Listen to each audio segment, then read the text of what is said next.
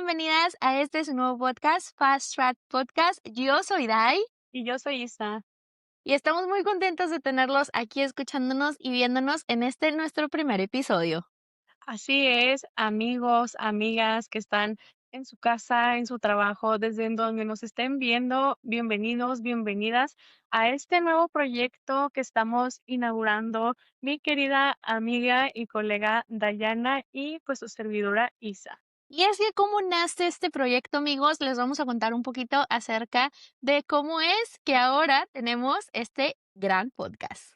Yo les vengo a platicar que, pues, tanto Dayana como yo somos creadoras de contenido en todas las redes sociales. Hacemos contenido sobre automovilismo, pero más particularmente sobre Fórmula 1 e IndyCar. Y también tenemos algún tiempo de conocernos, de ser amigas. Entonces, creo que ya, pues, desde hace algunos meses hemos venido como pensando en algo más allá del contenido que creamos en un espacio diferente. Sí, amigos, y es que la verdad, tenemos esas ganas de traerles a todos ustedes un espacio seguro donde se sientan queridos, amados y que podamos hablar libremente del automovilismo. Y libremente me refiero a que claramente vamos a tener esas explicaciones con tecnicismos, pero también vamos a tener ese espacio seguro en donde podemos hablar a la ligera de todos estos temas. Sí, amigos, la verdad creo que un poco más allá del contenido que hacemos en otras redes, más estructurado, queríamos traer algo diferente porque claro que vamos a venir a traerles resúmenes, noticias, nuevos cambios o cosas que sucedan dentro del automovilismo, pero también queremos que sea un espacio donde podamos hacerlo un poco más platicado, como si fuéramos amigos, nosotras y ustedes, platícalo de una manera mucho más amena. Así que la verdad esperamos que les guste este proyecto. Es algo que hemos venido planeando desde hace pues ya bastantes meses, aquí Dayana y yo, pero estamos muy emocionadas y no saben lo que se espera. O sea, lo que se viene para este primer capítulo, espérense. Y bueno, señoras y señores, sin más preámbulos, vamos a iniciar con nuestro primer episodio, nuestra primera entrevista, y quiero dar la bienvenida a esta persona que aceptó ser nuestro padrino y tenemos el honor de presentarles a una persona que ha vivido el automovilismo desde dentro y fuera de la pista y que hoy es una de las voces más importantes y respetadas dentro del periodismo del deporte motor. Para nosotros es un verdadero placer tenerte aquí con nosotros y Diego, bienvenido a tu casa, Fast Track Podcast. Siempre tendrás las puertas abiertas con nosotros y muchísimas gracias por acompañarnos y gracias por aceptar ser el padrino de este proyecto. Bienvenido. Muchas gracias, Isa y Dai. Es un gusto poder acompañarlas y me alegra que haya este tipo de espacios, ¿no? Está ya muy evidente en las cifras de la Fórmula 1 y de las categorías de automovilismo que el porcentaje de seguidoras, mujeres, ha crecido de una manera que tal vez es muy superior a lo que anticipábamos en tan poco tiempo, ¿no? Casi la mitad de la base de aficionados de la Fórmula 1 en todo el mundo y en Latinoamérica claramente es femenina, entonces qué bueno que tengan cada vez más espacios para poder compartir entre ustedes y obviamente pues tener sus ángulos muy particulares de las cosas y poder, bueno, con diferentes comunidades también compartir sus opiniones y puntos de vista en el automovilismo. Hola, Diego, bienvenido. Gracias por acompañarnos el día de hoy en el estreno de nuestro proyecto, nuestro nuevo podcast. Y creo que no hay una mejor manera de iniciar este proyecto que contigo aquí acompañándonos en este primer capítulo. Así que gracias por estar aquí. Muchas gracias por esas palabras y bueno, creo que ustedes son el futuro, ¿no? Y qué bueno poder acompañarlas en el inicio de este camino que seguramente traerá muchos más seguidores y seguidoras en los próximos años. Así es, Diego. Yo creo que lo que menciona es muy importante de la base de los fanáticos, cómo ha estado creciendo. Creo que ha sido inmenso los que tenemos, pues, algún tiempo en este medio. Creo que ha sido bastante sorpresivo porque de repente yo no había visto como ese boom, como lo vi estos últimos dos años. La verdad fue algo nuevo para mí el llegar a un nicho donde yo no había trabajado y ver tanta emoción, ver tantas mujeres también tan metidas en este deporte para mí fue wow. Y dije, de aquí voy a ser. Y bueno, Diego, para comenzar, sabemos que tienes muchísimos años ligados al automovilismo, pero dinos, ¿qué se te viene a la mente cuando piensas en tu trayectoria dentro de este deporte? Sobre todo agradecimiento, ¿no? De poder haber disfrutado de tantos años, eh, porque inicialmente mi sueño era más ser piloto que estar de este lado, ¿no? Y tuve muchos años corriendo en Colombia, algunas carreras internacionales, pero digamos que mi punto de entrada fue, digámoslo, mi papá, que fue piloto también, él se volvió periodista y de alguna manera pues yo también seguí ese camino, no era lo que pensaba hacer inicialmente, yo pues ni siquiera estudié periodismo y estaba simplemente pasando los semestres para tratar de acabar la universidad y ponerme a correr más en serio. Pero para eso necesitaba un presupuesto que era muy difícil de conseguir. Esto era casi que en paralelo con el surgimiento de Juan Pablo Montoya en Colombia y él mismo pues se enfrentó a unas dificultades muy grandes para poder llegar hasta donde llegó, ¿no? Y tuvo que asumir su familia, digámoslo, riesgos económicos, financieros importantes para poder empujar su carrera y tratar de impulsarlo lo más adelante posible para que pudiera llegar a estar cerca de la Fórmula Uno, ¿no? Y conociéndolo yo tan de cerca con el talento que tenía y ver cómo lo estaba pasando de mal, bueno, yo también, digamos, lo que estaba iniciando mi paso por el automovilismo internacional ya muy veterano, entre comillas, y ni hablar para los estándares actuales que el que no esté en automovilismo a los 16 años, después de haber corrido internacionalmente en el karting, pues ya como dicen, no pinta para nada, ¿no? Entonces, digamos que tuve la suerte de poder de alguna manera incorporarme a ese seguimiento de la carrera de Juan Pablo y ver muy rápidamente, ¿no? O sea, a él le costó mucho llegar a la Fórmula Uno y yo en 3 años estaba en la Fórmula Uno como periodista, eh, sin haberlo estudiado. Yo fui eh, ingeniero industrial de título, no de profesión claramente, pero pues tuve la oportunidad rápidamente de entrar en un medio pues que era como un sueño y un medio a su vez muy competitivo en el que aprendí mucho y pues en el que llevo ya muchos años, ¿no? Y que me ha dado la oportunidad también de ver otros mundos, otras maneras, manifestaciones del automovilismo distintas en diferentes países, diferentes entornos y aprender de ellas para, digámoslo, tener una visión, pienso yo, muy particular del deporte a motor, ¿no? Pero pues está claro que el crecimiento que ha tenido la Fórmula Uno en los últimos años, pues la posiciona en un nivel que no está ni cerca de lo que estaba cuando yo empecé a trabajar en esto. Digamos que hoy en día tú hablas con la gente y todos entienden, saben algo de Fórmula Uno y mucha gente muy joven, niños, niñas, quieren estar más enterados, saber, saben mucho. eh, y digamos que hoy en día, pues gracias a la cantidad de información que hay allá afuera, hay mucha gente que domina mucho del tema, ¿no? Entonces, creo que pues tuve en mi momento la suerte de ser uno de esos pocos que estaba allí, de esos locos que seguían las carreras, que nadie entendía qué le veíamos a todo esto, pero mira, después de tantos años me alegra que mucha gente como que se acerque y que quiera hablar del tema comparado a lo que era. Sí, 2 décadas atrás, que fue cuando estuve por primera vez siguiendo la Fórmula Uno. Digo, aquí justamente un tema que creo que es muy interesante y muy importante que toquemos es esta parte de los presupuestos, del tema económico dentro de la vida del piloto, de su carrera dentro del automovilismo. Y es que sabemos que para poder avanzar en este mundo, no solamente depende del talento que puedas tener, creo que mucho tiene que ver con los recursos económicos que tenga al alcance, pues, el piloto.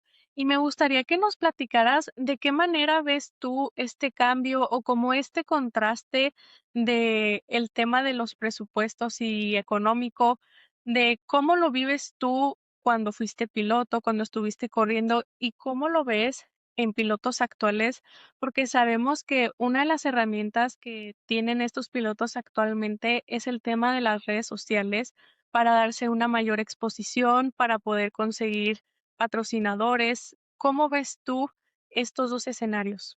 Sí, yo creo que eso que dices es muy cierto, pero a la vez hay más competencia, ¿no?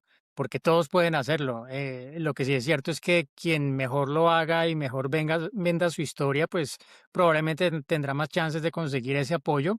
Pero algo que es muy claro y que ha pasado, sobre todo después de la pandemia, fue muy notable como pues el camino para llegar hasta allí, para poder entrar, digámoslo, al Harvard del automovilismo, es mucho más costoso y mucho más selectivo, porque mucha gente con mucho dinero entró al automovilismo en los últimos 10 años y eso obviamente ha hecho que los precios de todo hayan subido muchísimo.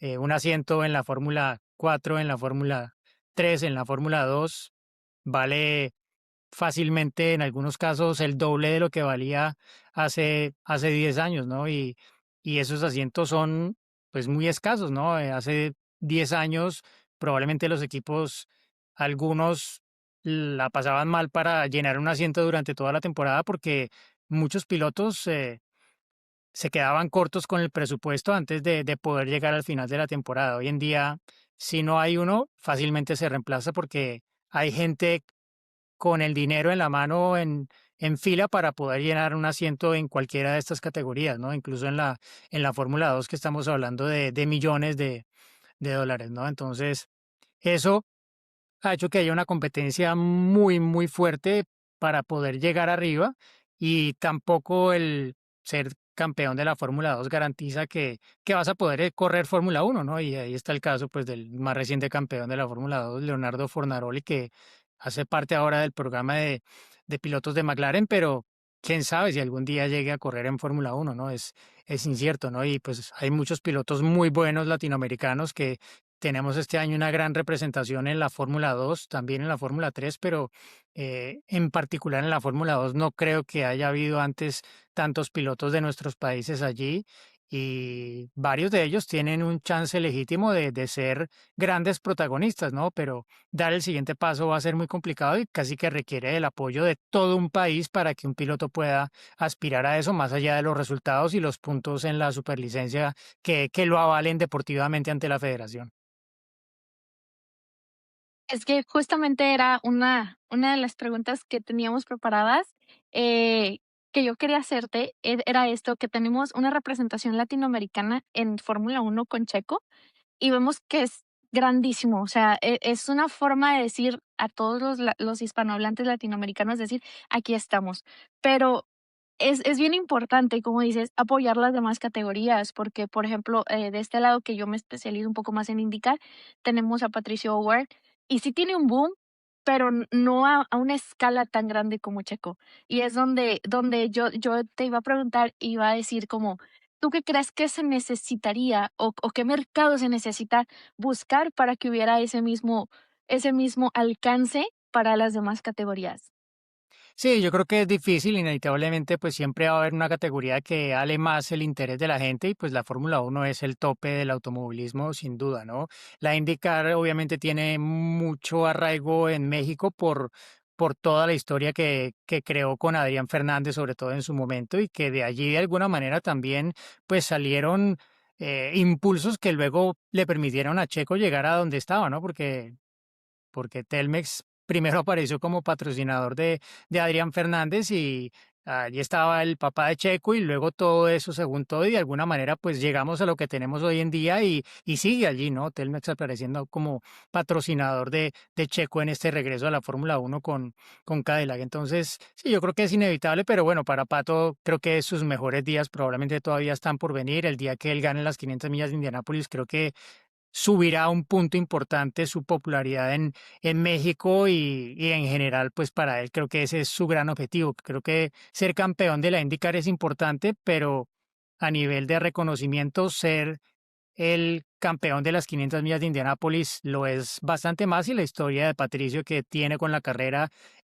tan, digámoslo, dura por momentos haría que el día que lo logre, pues realmente sea una historia muy linda de contar y al final eso es lo que jala a la gente, ¿no? Que sea una historia interesante, que tenga la lucha detrás, como la ha tenido la de Checo, por ejemplo, y la de Patricio no ha sido diferente, ¿no? Obviamente ha tenido privilegios que lo han permitido llegar hasta ahí, pero él lo ha luchado y sigue luchando por conseguir ese gran trofeo que pienso yo es el más importante del automovilismo en los Estados Unidos. Justamente hablando de Pato, hay un tema que platicábamos ya como en privado, Dayana y yo, y es que sentimos que Pato es un piloto que tiene mucho talento, tiene la experiencia, tiene los conocimientos y los recursos para poder ganar ya sea una Indy 500 o un campeonato, pero de pronto nosotras desde fuera, viendo las carreras y todo esto que sucede, sentimos que todavía el equipo de Arrow McLaren tiene ciertas áreas de oportunidad o ciertos fallos que quizá no le han permitido desarrollar ese 100% a Pato o no le han permitido alcanzar esas metas como ganar el campeonato o la Indy. Y hablamos del tema de las estrategias, también las paradas en pits. Aquí te quiero preguntar, ¿tú crees que con todo este contexto, Pato de ir a otro equipo como Penske o como Ganassi podría lograr esas metas? Sí, yo creo que si él estuviera en Penske o Ganassi, probablemente estaría un poco más cerca, ¿no? Pero, pues al mismo tiempo, creo que McLaren cada vez está dando esos pasos hacia adelante. Bueno, este equipo lleva mucho tiempo, antes de que se llamara McLaren, era el equipo de Sam Schmidt. eh, y siempre como que ha estado ahí, pero nunca ha estado consolidado como uno de los grandes y está intentando convertirse en uno de esos equipos que siempre está ahí, ha crecido en número de coches en pista, tiene pues a otros buenos pilotos en los autos junto a Pato, pero pues sí que es cierto que les acaba faltando. Igual, yo digo que si tiene un buen coche para Indy, eso es lo más importante y creo que todos los años lo ha tenido con McLaren, ¿no? Entonces, desde ese punto de vista, creo que él lograra esa victoria en Indy con McLaren tendría mucho más significado que si se va a otro equipo y lo logra con ellos, ¿no? Hoy en día, pues, como que simplemente no hay con qué darle a Alex Palou, está muy fuerte, le faltaba ganar Indy 500, ya lo consiguió y es en este momento un referente muy, muy alto y si Pato logra arrebatarle esa victoria en la gran carrera al menos y estar ahí como lo ha estado en los últimos años ganando carreras y siendo uno de los pilotos protagonistas en la lucha por el título, pues creo que eso será seguir creciendo en su carrera y en la IndyCar, pero sin duda ese objetivo que tienes muy claro seguramente es ese de las 500 millas y creo que para el equipo McLaren es más fácil o más probable ganar Indy 500 que ganar el título de la IndyCar. Sí, definitivamente creo que como mencionas, con un Alex Palou tan dominante, con un equipo tan completo, que pocas veces cometen errores, se vuelve una tarea un poco más complicada para Pato, pero sin duda, si tenemos un buen carro para Pato este año, estoy segura de que puede ganar esas 500 millas de Indianápolis y puede llevarse ese campeonato. Sí, sin duda, ojalá que este año sea el de la vencida.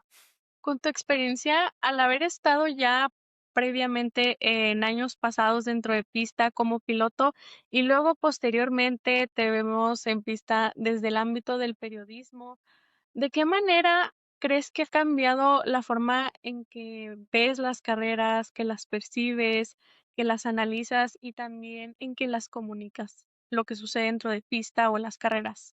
Pues muchísimo, ¿no? Obviamente la experiencia te da la oportunidad de conocer cada vez más la gente, cómo funciona todo. em, el automovilismo, cuanto más arriba estás, más complejo, más político es y a veces es difícil entender desde fuera cómo funcionan muchas cosas, ¿no? Entonces, sin duda los años te permiten entrar un poco más cerca de las raíces de todo, poder conocer más gente y saber de dónde viene todo y un poco más hacia dónde va, ¿no? Creo que el poder estar en la pista es importante por eso, ¿no? Por el hecho de generar las relaciones con la gente que te permiten realmente saber de dónde viene todo y hacia dónde va. Y bueno, hace ratito nos contabas que tú nunca te imaginaste pasar de estar manejando el coche a terminar siendo periodista. Eh, nos cuentas eso, pero volviendo a eso, en algún momento viendo a tu papá cruzar esa línea al igual que tú te lo imaginaste también, ¿Qué cosa? el terminar siendo periodista del No, mundo del motor. no, pues, o sea, en un momento dado, claro que ya decía, pues, obviamente es una posibilidad, pero digamos que yo estuve tratando de correr, seguir corriendo y hacerlo internacionalmente hasta cuando todavía estaba, digámoslo, iniciándome en este mundo. Lo veía como una posibilidad de estar cerca de las carreras, de estar cerca de posibles asientos para mí, para el futuro, pero lo que me faltaba era el apoyo económico para poder dar el siguiente paso, ¿no? Y al mismo tiempo era como un punto de inflexión importante para mi papá, que venía trabajando mucho tiempo detrás de Montoya, y era como el momento en el cual realmente Montoya se estaba convirtiendo en lo que es hoy en día Checo Pérez en México, ¿no? Entonces, el haber podido acompañar eso, pues, como te contaba antes, me dio la oportunidad como de seguir otro camino que rápidamente me permitió llegar a un punto en el que estaba en la Fórmula 1, y obviamente eso te permite, pues, tener una perspectiva distinta sí, de tu carrera y de tu vida, que obviamente en ese momento estaba cambiando y girando hacia lo que es hoy en día. Sí, es que cuando te escuchaba que decías eso, yo estaba escuchándote con toda la atención. Yo soy mamá de un niño que todo el tiempo me está pidiendo iniciar en karting. Y tiene ahorita tiene 6 años, pero tiene desde los 4 pidiéndome, mamá, quiero iniciar en karting, mamá, quiero entrar, mamá, yo quiero ser piloto e indicar, mamá, por favor. Fuimos hace poco a un kartódromo, era el más emocionado y fue como, puedo trabajar, me dijo, puedo trabajar y yo lo puedo pagar.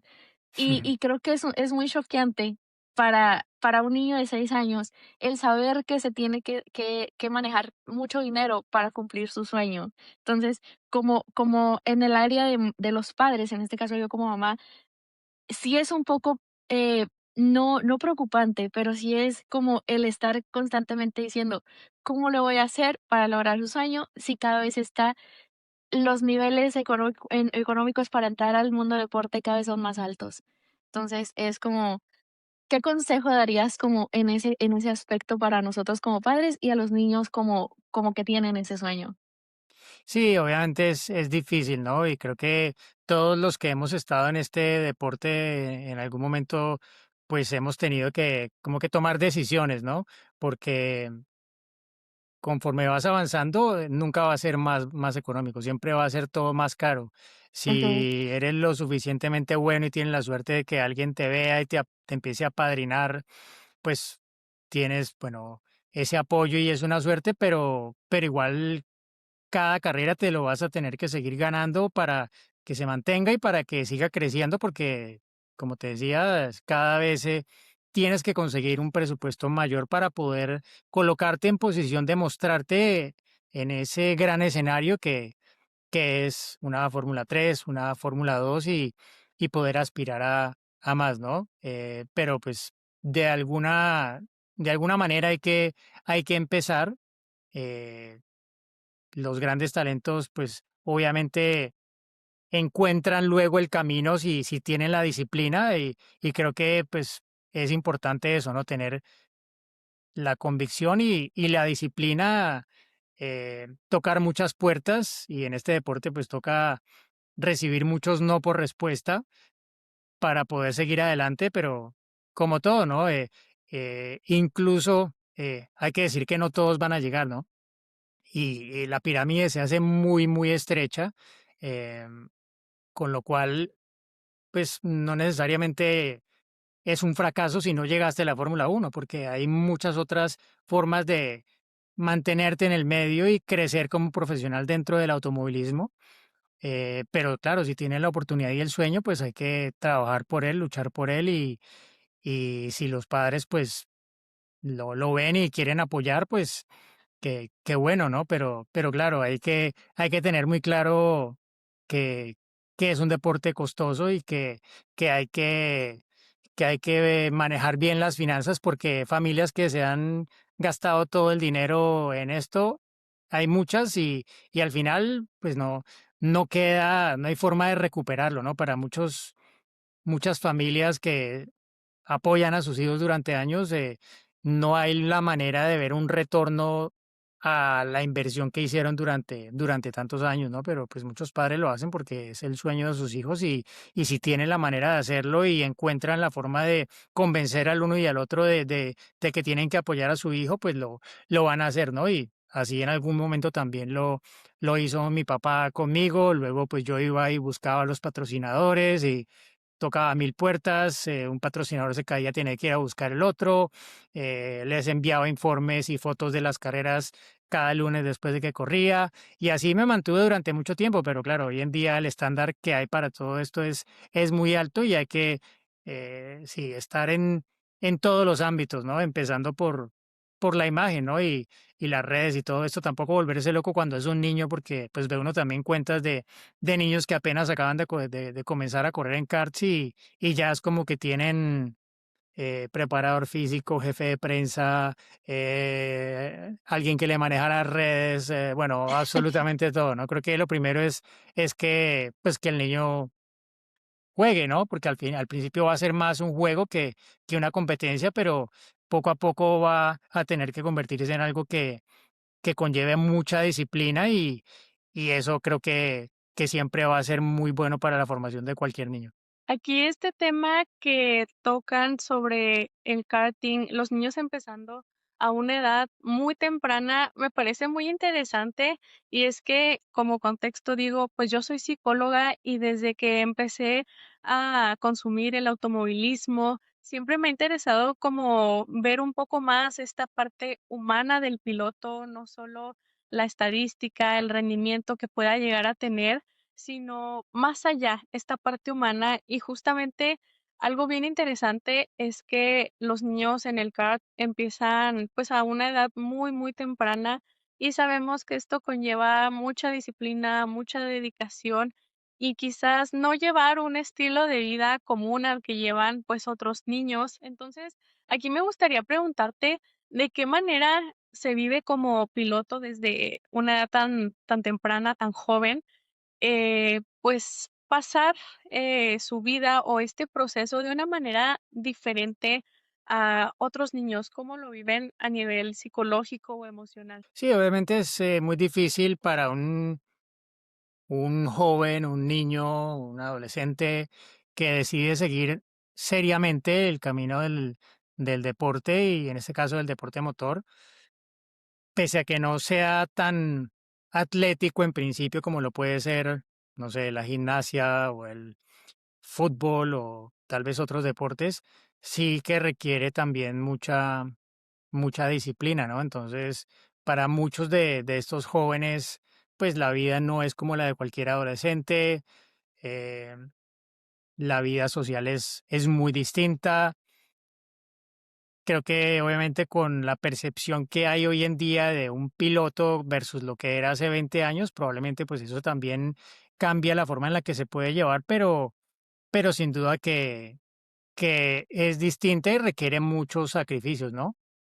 No, un fin de semana para un deportista no es de fiesta, de juerga ni nada, es todo lo contrario, ¿no? Es el momento en el que hay que rendir y al que hay que llegar más descansado, más preparado y en el que más enfocado tienes que estar en lo que vas a hacer, en el que no es el de dormir hasta tarde, sino el de madrugar más probablemente, ¿no? Entonces, sí, es una manera distinta y por eso decía antes que, que también como formación es muy bueno, ¿no? Uno ve niños de los karts que pues son con un nivel de disciplina impresionante y que están felices haciendo lo que están haciendo, no llegan a la pista de karts arrastrados por los papás, sino ellos son los que quieren estar allí primero que nadie, ¿no? Entonces, creo que desde ese punto de vista, sin duda que como, como se ha vuelto tan reconocido el automovilismo y se ha profesionalizado tanto en todos los ámbitos, pues desde más jóvenes los niños que quieren ser pilotos son cada vez más profesionales, digámoslos entre comillas, y más disciplina y más trabajo requieren para poder surgir, porque la base de pilotos que hay hoy en día respecto a la que había hace 20 años es muchísimo más grande. Sí, desde luego el tema de la disciplina es clave, pero creo que algo que es fundamental para que pueda tener un buen desempeño el piloto es esta parte de cuidar su salud mental. Y aquí te quisiera preguntar, desde tu perspectiva, al haber sido piloto, ¿cómo se vive esta parte? ¿Ustedes tuvieron o tienen incluso actualmente este apoyo de algún profesional de la salud? Y si también ves una diferencia que sea marcada en cuanto a la aceptación o el apoyo de un psicólogo que les dieran en la época en la que tú estuviste como piloto y cómo se ve actualmente. Yo creo que siempre ha existido, pero probablemente no se ha usado tanto como se usa ahora, ¿no? Creo que hay una cantidad de profesionales muy buenos que están vinculados con pilotos ya desde muy temprano en sus carreras y que los ayudan a llevar diferentes aspectos y lo ven como algo que no solamente tiene que ver con lo psicológico, sino que también integra la parte física, la parte nutricional, etcétera, ¿no? Porque como decía antes, se ha profesionalizado tanto todo y es tan competitivo el ámbito desde tan temprano que tienes que estar al mejor nivel en todo, ¿no? Y a veces no basta con el talento y la preparación física, solamente hay que tenerlo todo, ¿no? Entonces, obviamente la oferta que hay de esto ahora es mucho mayor que la que existía hace 20 años, porque se reconoce que es algo que aporta, ¿no? Al rendimiento, ¿no? Y no solamente en el automovilismo, creo que eso se da en todos los deportes, y en el automovilismo en particular. Hay un profesional que murió hace algunos años que se llamaba Aki Hinsa. Hay un libro muy bueno, si quieren búsquenlo por ahí para que lo vean. Él trabajaba, era el médico de McLaren cuando Checo llegó a McLaren, si no me equivoco, y unos años después falleció. Bueno, yo tuve la suerte de conocerlo porque cuando Juan Pablo Montoya estaba allí en McLaren, eh, aquí llegó a ser el médico del equipo, pero no era solamente un médico de medicina, él entraba en otros aspectos y fundó una empresa que hoy en día tiene contratados a muchos de sus profesionales junto a pilotos que están en las categorías antesala de la Fórmula 1, ¿no? Y consideran que obviamente es importante para poder extraer el máximo potencial, tener optimizados diferentes aspectos y el aspecto mental en este deporte pues es muy, muy importante, ¿no? Obviamente lo es en todos los deportes, pero en el automovilismo también porque no se gana solo con las manos, sino también con la mente mucho. Sí, y precisamente retomando este punto que tú mencionas de que un piloto no gana únicamente con las manos, es muy cierto y creo que si nos venimos a épocas más actuales, es un tema muy interesante la cuestión de la salud mental, porque hablando de pilotos actuales o vigentes, tenemos mucho entre el público este tema que se habla de si alguien tiene o no madera de campeón, mucho por cómo se muestra ante los fans y el público. Y es que tenemos, por ejemplo, a un Max Verstappen que quizás se muestra un poco más blindado en esa parte emocional. Y también tenemos, por otro lado, un Lando Norris que quizás se muestra más emocional, que habla más abiertamente sobre estas cuestiones de salud mental y lo que le afecta. Y creo que quizá ahí tú me comentarás, muchas personas se pueden ir por esa parte cuando dicen que alguien no tiene madera de campeón. Sabemos que se lo han dicho a Lando Norris, entonces, no sé, quizá por ahí pueda ir por ese lado. Sí, el hecho de que no lo mencionen no quiere decir que no lo valoren o que no lo trabajen, ¿no? Yo creo que para todos los pilotos es muy importante el entorno que tienen y en la Fórmula 1 más. Algunos pues expondrán más públicamente algunos aspectos que otros, pero creo que a este nivel pues todos lo tienen que considerar y controlar todo porque del estado en el que se encuentren, en el enfoque mental, dependerá también buena parte del éxito que logren conseguir en un deporte que está, bueno, volviéndose cada vez más intenso porque el calendario cada vez tiene más carreras, los pilotos tienen una cantidad de demandas que no solo tienen que ver con lo deportivo, sino que también tienen que ver con lo comercial, con la prensa, con diferentes aspectos que también generan cierto nivel de estrés, ¿no? Más allá de la competencia en sí misma, que es la que genera pues esos máximos picos probablemente, pero sí, yo creo que es un deporte muy demandante en todo sentido y para los pilotos tope lo es todo el tiempo. Uno los ve pues sí en Instagram y sí, están de vacaciones o tal. Bueno, es que necesitan desconectar en ciertos momentos porque el nivel de estrés que manejan en un fin de semana de carrera es mucho más alto probablemente de lo que podemos imaginarnos. Sí, yo creo que es muy correcto lo que nos dices, acerca de todo eso. Creo que más allá de ser pilotos, a veces la gente olvidamos que también son personas, ¿verdad? Creo que es algo que tenemos que recordar siempre. Y oye, Diego, yo te quería preguntar, acerca de tú que seguiste de cerca la carrera de Montoya, ¿qué diferencia notaste tú, cuando él corre en IndyCar y en Fórmula Uno? Que, pues, ha corrido en las 2 categorías y la verdad es que es algo, pues, para mí es algo fantástico de saber un poco más acerca de esto. Pues él corrió las dos categorías, pero las corrió en dos momentos diferentes, ¿no? Porque Sí, sí, sí. él fue ganador de la Champ Car, o sea, de lo que Ujú, luego fue la IndyCar, ganó las 500 millas de Indianápolis y luego fue a Fórmula Uno. Tiempo después, bueno, pasó por la NASCAR, todo esto y volvió muchos años después a correr en la IndyCar y volvió a ganar las 500 millas de Indianápolis y estuvo peleando el título, estuvo liderando el campeonato también ya tantos años después. Y obviamente ya era una persona distinta, ¿no? Porque aunque en esencia seguía siendo el mismo, y todavía lo es, mm, ya tenía una familia, tenía sus hijos, y eso obviamente pues cambiaba su perspectiva de la vida y él sentía también que ya cuando había estado en Fórmula Uno como que había demostrado lo que tenía que demostrar y ujú. probablemente no logró exactamente lo que quería lograr, pero digámoslo, llegó y estuvo hasta donde pudo estar bien. Él no, probablemente no quería estar en un equipo de segunda ni tener que sí, sufrir para estar de nuevo con la posibilidad de pelear por ganar carreras, estar en el podio, etcétera, y se le presentó una propuesta que en ese momento le resultó muy interesante por lo que estaba pasando también en su vida en ese momento y decidió pues dejar de lado la Fórmula Uno, irse a la NASCAR, pero pues para él volver a la IndyCar tiempo después fue volver a lo que siempre había hecho, ¿no? Y volver a demostrar pues el talento que lo había convertido en campeón de la categoría, el más joven en su momento, en ganador de las 500 millas en su estreno en la carrera y pues lograrlo y que sus hijos de alguna forma compartieran también, creo que esa victoria, sobre todo la segunda en Indy 500 para él es algo que probablemente atesorará mucho.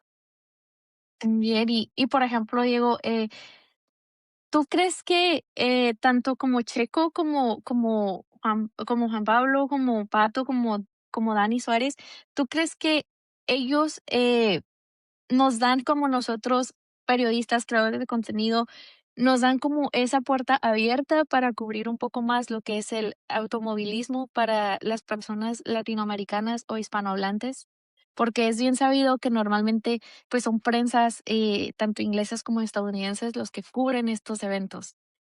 Sí, pero ya el solo hecho de que ellos estén ahí, pues abren la oportunidad para que otros medios de sus países lo sigan, ¿no? Y creo que mi ejemplo, pues es el más claro, ¿no? Si Juan Pablo Montoya no hubiera estado, probablemente yo nunca habría sido periodista de Fórmula Uno, ¿no? Porque fue la razón por la cual, de alguna manera, pues acompañé lo que estaba haciendo mi papá, que él ya estaba también motivado por el seguimiento de la carrera de Juan Pablo, porque lo conocía, porque era amigo de su papá, porque me había visto a mí correr contra Juan Pablo también sabía lo bueno que era y, y eso pues obviamente da la oportunidad, claro, para los países, nuestros países es difícil tener como una presencia permanente detrás de estos deportistas por todo el mundo, por lo que implica a nivel de distancia, de viajes, de costos, etcétera, pero al final pues por eso, como te decía al principio, me considero muy afortunado de haber podido darle la vuelta al mundo tantas veces, siguiendo primero lo que hacía Juan Pablo y luego pues siguiendo la categoría como tal, obviamente con un énfasis más en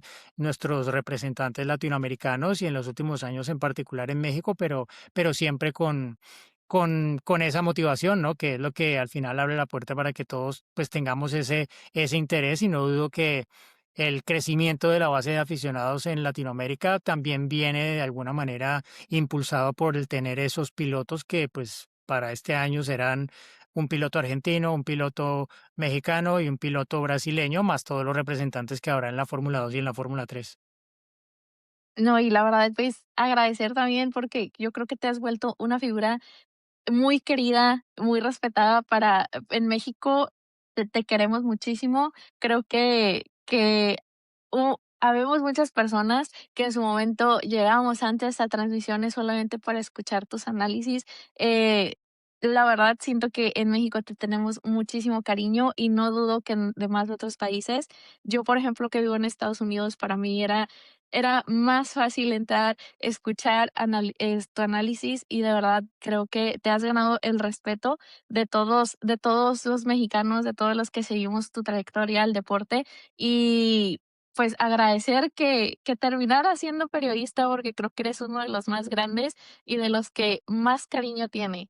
No, muchas gracias por esas palabras, Dai. Creo que pues he tratado de hacerlo de la mejor manera posible, y también con mucho cariño por la afición mexicana, porque pues he sentido su calor siempre que he estado allí en la carrera en México, y pues hoy en día también en las redes creo que pues se puede transmitir algo de lo que la gente percibe del trabajo que tú haces, y siempre pues he estado muy agradecido y con un sentimiento, digamos, lo recíproco de ese cariño que me han dado en estos años, sobre todo en los años en que estuve siguiendo para México con Fox Sports todo lo que estaba pasando con Checo y Red Bull. Sí, justo aquí en lo que menciona Dae, la verdad yo me incluyo, y es que cuando veía las transmisiones en Fox Sports, sí buscaba poner la transmisión un rato antes para ver tus reportajes, para ver lo que nos tenías que compartir, y creo que hablo por muchas personas que también hacían esto, que también les gustó tu trabajo, que se encariñaron contigo y con lo que haces por toda esa dedicación que le pones, la pasión. Y creo que sobre todo el público hispanohablante, Latinoamérica, se encariñó mucho con tu trabajo, con lo que haces.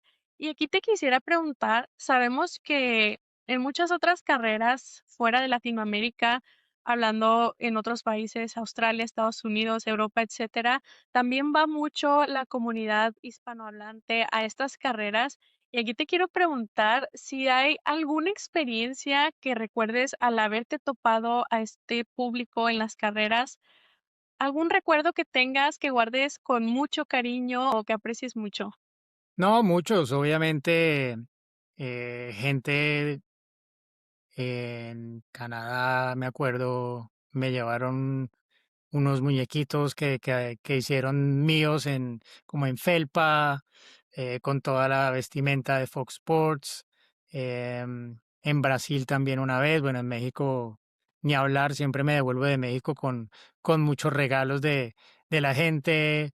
De pronto, un recuerdo que tengo muy especial fue un par de años atrás en Monza, que estaba la gente del Ferrari Club de México en la tribuna principal, y pues yo llegué a la grilla para hacer la cobertura que siempre hacía desde allí, entrevistando a la gente en la parrilla momentos antes de que inicie la carrera, y de repente empecé a sentir que me estaban llamando, y yo pensé que estaba oyendo mal o que estaban diciendo che, coach. Y después me di cuenta que no, que sí me estaban llamando, y eran ellos que me estaban llamando ahí. Entonces fui hasta allá y claro, armaron ahí el escándalo porque vieron la cámara, y ahí me cantaron el Diego hermano, ya eres mexicano. Está lleno de aficionados y de banderas mexicanas. También hay tifosi mexicanos que ahí los están viendo, que quieren ver ganar a Ferrari. Ahí los escuchan.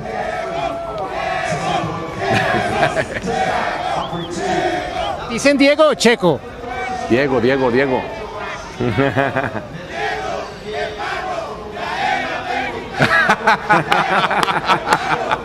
Muy bien, muy bien. A veces sí, claro que sí. Yo creo que yo haya sido una de esas personas que te cantara eso. La verdad es que, bueno, volviendo al tema, creo que tienes todo ese respeto y tienes todo ese amor, porque yo creo que cuando quieres algo y te dedicas a algo a lo que amas, se nota. Entonces yo siento que eres muy profesional, pero entregas también como toda esa pasión al deporte que amas, ¿sabes? Entonces, pues es admirable, la verdad. Y yo tengo que preguntarte, digo, ¿qué consejo te darías a ti mismo en años anteriores para tu trayectoria y qué consejo nos darías a nosotras también? Difícil. No, o sea, empiezo por el consejo a ustedes que, a ver, en este ámbito hoy en día hay como mucha competencia, obviamente, hay miles de podcasts de Fórmula 1 y todo, pero creo que lo importante es meterle un poco lo que comentabas, ¿no? La pasión, ¿no? Creo que cuando tú haces algo que te gusta y lo haces con ganas y con disciplina y le metes cariño, eso se acaba notando, ¿no? Y cuando lo trabajas, lo preparas, creo que pues eso de alguna manera acaba marcando la diferencia y la gente lo acaba notando y pues lo recibe de pronto con más cariño, ¿no? Porque sabe que pues simplemente no estás tú haciendo tu trabajo porque es lo que te toca, sino porque realmente te gusta hacerlo, ¿no? Sí, yo digamos que en, en mi yo anterior, pues mi yo anterior de piloto, digámoslo, antes de ser periodista, sí, de pronto pues me habría dicho que mirara todo con una perspectiva más amplia, ¿no? Porque, claro, cuando yo estaba corriendo, solo quería correr y ya. Y lo que no fuera a correr, pues lo miraba como que era menos, que no era lo que realmente yo tenía que hacer y para lo que había estado corriendo y trabajando tanto tiempo. Pero al final creo que, pues hoy en día puedo decir que me ha gustado pasar por todo esto, por estar tanto tiempo siguiendo las carreras, el haberlo hecho de diferentes formas, con grandes equipos de profesionales, otra vez es por mi cuenta, viajando ahora solo en carro, de aquí para allá, haciéndome mis propios itinerarios de todo, otras veces con gente que te los hacía y te ponían en los buenos hoteles, en todo, pero que al final, sí, que si puedes trabajar en lo que a ti te apasiona, es probable que sea un trabajo, pero no lo sea tanto, que es algo que te va a salir natural, que lo vas a disfrutar mucho más y que probablemente nunca te vas a cansar de hacerlo porque lo disfrutas, ¿no? El día que yo deje de seguir o estar o aparecer en la pantalla por lo que sea, igual seguiré viendo las carreras seguramente y las seguiré y saltar en el sofá como salto en el asiento de la cabina cuando pasa algo, ¿no? Entonces, creo que el poder estar en lo que te gusta y sí, que sea tu trabajo es una suerte y sí, a veces tú te fijas como objetivos muy específicos, pero creo que a veces hay que mirar un poco más todo el dibujo de todo y no solamente esa cosa específica que tú decías que querías hacer, porque pues al final eso no es exactamente lo que te va a definir como persona, ¿no? Sí, exactamente. Pues muchas gracias por el consejo. Para nosotras es bien importante y créeme que lo vamos a tomar mucho en cuenta. Yo creo que hablando por mí misma, esto es algo que a mí me gusta muchísimo, el estar en pista, el estar en el media room, en estar en esas partes, es una cosa que yo creo que es inexplicable, ¿sabes? Yo le contaba a Isa que la poca experiencia que tengo cubriendo las carreras, ves cosas que obviamente pues en la pantalla no, pero se sienten de la misma manera, te emocionas de la misma manera que estar, como dices, saltando en el sillón y es algo muy bonito. Yo creo que muchas gracias por el consejo. Me emociona el haber escuchado que compartimos ese mismo sentimiento y pues no tengo mucho que decir, estoy muy emocionada. Ya se vienen las temporadas, entonces ese sentimiento vuelve a nosotros, ¿verdad? Seguro que sí, así que sí, ya, bueno, contando los días para que arranque la temporada y sí, pues me alegra mucho haberlas podido acompañar en este rato y ver pues las ganas que tienen de ir para adelante con este proyecto que no dudo que les va a traer muchas satisfacciones. Digo, en todos estos años, con tu trayectoria como piloto, como periodista, en el mundo de la televisión, también con los podcasts y crear contenido, ¿hay alguna etapa que creas que fue tu favorita o la que más recuerdes con cariño?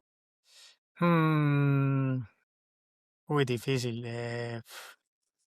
No sé, yo creo que cuando estaba siguiendo la carrera de Montoya, pues digamos que lo disfruté también porque todo ese lapso inicial lo hice con mi papá. Y aunque nos peleábamos mucho, a veces acabábamos mal, pues eso fue, sí, tuve pues mucha suerte de haberlo podido hacer con él porque era distinto, ¿no? Porque ambos también lo estábamos disfrutando mucho, ¿no? Y sí, seguro que hubo momentos en los que habría dicho, no, ya prefiero no seguir trabajando con mi papá porque vamos a acabar mal, pero esa época fue muy linda porque, pues sí, lo hacíamos con, digamos, un poco con las uñas en términos de que no teníamos un gran presupuesto para una gran producción, pero pues teníamos la suerte de poder ir a todas las carreras, nos echábamos muchas horas en, en carretera, teníamos oportunidad de hablar de mil cosas. eh, Sí, creo que poder compartir esos años como entre 2001 y 2004, 5 fue muy especial y sí, igual también he disfrutado mucho todas las otras épocas, pero claro, en particular esa porque pues no es lo mismo. A ver, era como estábamos descubriendo también nosotros la Fórmula 1, ¿no? Estábamos allí por primera vez los dos. Mi papá pues había ido a alguna carrera, yo había ido a alguna carrera, pero nunca pues habíamos tenido la oportunidad de seguir un campeonato completo durante todo un año y ahí pues empezamos a hacerlo y contrario a lo que nos imaginábamos, tuvimos una muy buena recepción de mucha gente y de otros periodistas y pues como que sentías tú que encajabas en ese mundo y fue pues muy lindo poder vivir toda esa época con él. Digo, y hablando de esto, ¿hay alguna carrera que recuerdes que sea tu favorita, que te haya hecho saltar de la emoción, de los nervios? ¿Alguna que lleves muy presente? No, muchas, pero de las que me tocó vivir en la pista, probablemente sí, el Gran Premio de Mónaco cuando lo ganó Juan Pablo Montoya fue lo más top porque era Mónaco y porque él en ese año, pues con esa victoria fue un poco como presentar su candidatura a ser campeón del mundo, ¿no? De ahí en adelante consiguió una cantidad de podios impresionante que lo colocaron como rival al título. Tristemente, pues al final no se dio, pero sí, esa y la primera victoria que él logró, que fue pues un fin de semana un poco extraño porque era días después del 11 de septiembre de ese 2001 que pues obviamente era una semana en la que como que todo el mundo estaba en una especie de nebulosa que no sabía bien qué iba a pasar con el mundo, ¿no? Porque todos habíamos visto por televisión, algunos en directo, pues algo que era como impensable, ¿no? Y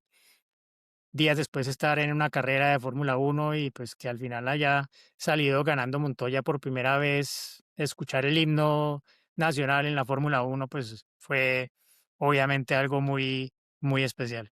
Increíble, yo me imagino que hasta la piel chinita se te puso, ¿no? Claro, obviamente sí. Sí, sí, bueno, Diego, vamos a hacer una hot lap, ¿te parece? Unas preguntas rapiditas para aligerarnos y te dejamos libre, ¿te parece? Bueno, dale. Ok, perfecto. Diego, ¿qué prefieres? ¿Un circuito de Fórmula 1 o un superóvalo como un Indy 500? Ah, no, depende, porque si estamos hablando del espectáculo y la carrera, pues te diría que Indy porque es único. Pero Muy- circuito, sí prefiero un circuito mixto. Ok, perfecto. La mejor carrera para un nuevo fanático que viene entrando a Fórmula 1. ¿Qué A carrera le Fórmula. recomiendas para que vea? Le recomendaría ver el Gran Premio de Italia Ok. en Monza. Y el sonido más bonito que puedes escuchar es un F1 o un IndyCar actual. Ah, no, un Fórmula 1. Muy bien. Y en una sola palabra, ¿qué es el automovilismo para Diego Mejía? Pasión. Perfecto. Muchísimas gracias, Diego. De verdad, agradecemos muchísimo tu tiempo, el estar con nosotros, el darnos esta plática, estos consejos. Sabes que esta es tu casa, siempre serás bienvenido en Fast Track Podcast y en cada uno de nuestros canales en individual. De todo corazón agradezco que estés con nosotros, que nos hayas dado este tiempo y de verdad, muchísimas felicidades por tu trayectoria, por esa pasión que pones cada vez que haces un análisis, una entrevista, una cobertura.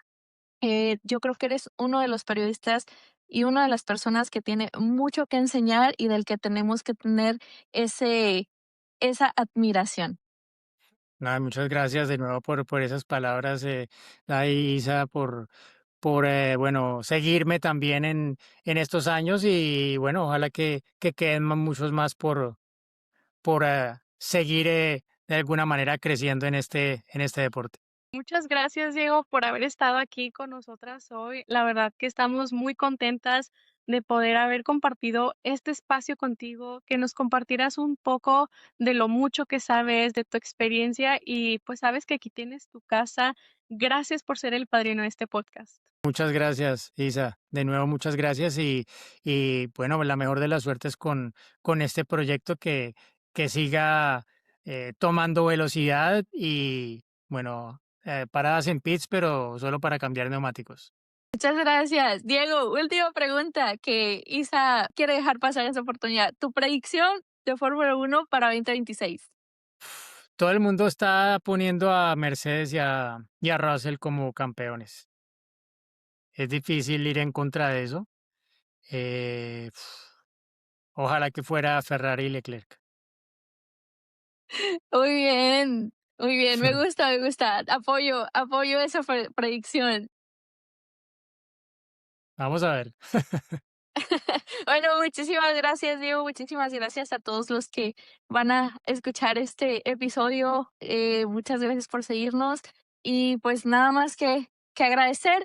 Y pues nuevamente aquí tienes tu casa y esperamos verte muy pronto, sea en esta versión en línea o compartir una cobertura. Sería magnífico y sería el sueño cumplido. Muchas gracias, Thaisa, y la mejor de las suertes con todo. Gracias. Amigos, y hasta aquí el capítulo de hoy, este primer capítulo tan esperado, tan deseado. Y pues así concluimos. La verdad es que es una entrevista que disfrutamos bastante. Nuestro invitado, yo creo que ustedes podrán corroborarlo en comentarios un 10 de 10. Sí, amigos, y esperamos que les haya gustado. Ya saben, cualquier duda que tengan, nos la pueden dejar. Y pues nada, nos vemos en el siguiente episodio. Adiós.